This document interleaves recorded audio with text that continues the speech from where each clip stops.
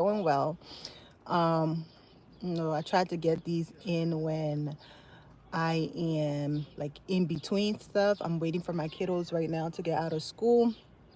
Baby girl is asleep in the back.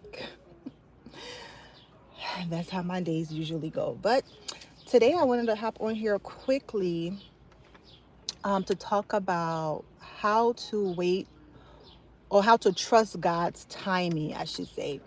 And I don't have any like magical or, we don't do magic over here, but like any, this is like a how to, right? But it's just to highlight to you that the only way you can trust God's timing is if you trust God. If you don't fully trust God, you are not going to trust his timing. You're going to struggle with his timing. You're going to think that things that seem delayed means that is denial, means that God is not doing it for you. And so I just want to encourage you to develop your trust with God, right? Work on that with him. And in turn, that's going to help you when you're waiting for him to come through for you, that you are going to be able to trust his timing. I kid you not, God's timing is the best. It's the best, right? There's this scripture in Isaiah that says that when the time is right, I, the Lord, will make it happen. You don't want anything to happen outside of the timing of God. Because if that happens, something that's meant to be a blessing for you would end up being a curse for you, right? It would end up giving being a burden for you, and you don't want that to happen. And when God chose a time for something to happen, nothing can change it. And I'm a living testament of that. See, I've shared on here how I've experienced a miscarriage. But the miracle in that, I will never forget it, because the miracle in that is that God chose that in 2022, I will be a mom again. I will have another child. I didn't know that that was God's timing for me. I didn't know that was the year that he chose for me to have another child.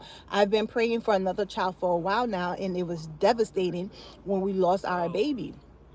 But in 2021, that was when we conceived. We lost our baby like few months after that.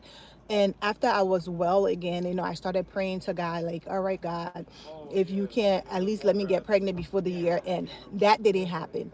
Then 2022 started. It was like, all right, God, I can still get pregnant and like have a baby this year, right?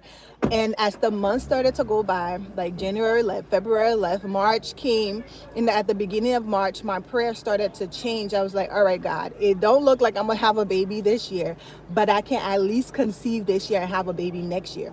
And God was like, no, my daughter, my timing for you to have another child is this year, right? So see, the child that I lost was scheduled to be birthed January of 2022.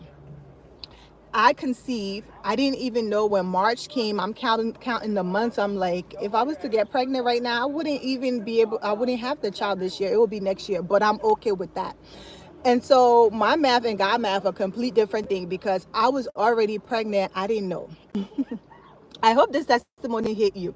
I was already pregnant and I didn't know. And I had my baby in December of 2022. Did you catch that? I was supposed to have a child in January of 2022.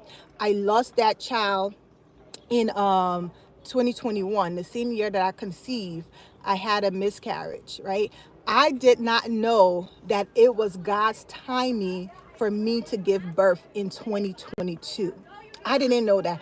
I got worried, I got disappointed, and I was still grieving and hurt. And I decided to even waver in my faith, that I started to change my prayer topic, because again, logically, I'm looking at the situation, I'm doing the math. I'm like, I got to be pregnant for this long in order for me to have this baby. And so when January, February, and beginning of March came, I'm like, you know what, God, I still believe you can do it. I just didn't think that 2022 was his timing for me to have another child. And God was like, no, my daughter, I chose this year for you to conceive and give birth. And no situation can change that. Not even the fact that you lost a baby before can change that.